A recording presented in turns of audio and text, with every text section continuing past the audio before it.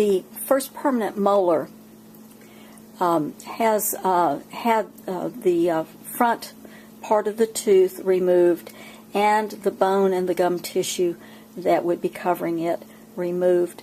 In addition, all of the bone covering the roots of all of the teeth have been removed to expose the pathway for the blood vessels and the nerves.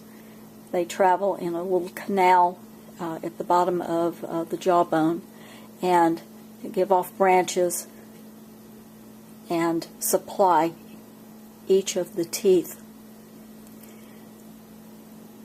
Teeth consist of a crown, which is the part of the tooth that you see above the gum line, and a root, which is the part that's embedded in the tooth.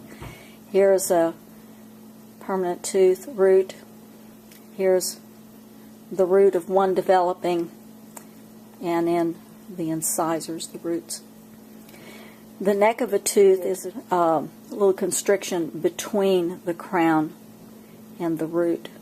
So the three parts are the crown, the neck, which is transitional, and then the root of the tooth. And take this tooth out. In the root of the tooth, there's a little opening called the apical foramen.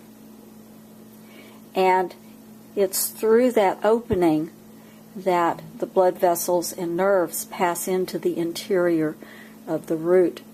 That's why this one is cut away, so we can see what's happening. So the white's meant to represent nerve, and the red is meant to represent blood vessels. And these are entering in through the roots. This particular tooth happens to have two roots, and the nerves and blood vessels are continuing up deep into the interior of the crown, where there's a hollow space called the pulp chamber. And the blood vessels and the nerves that are in the pulp chamber are known as the pulp of the tooth. This is what gives life to the interior of the tooth. The exterior of the tooth is covered in enamel, which is the hardest substance in the body, and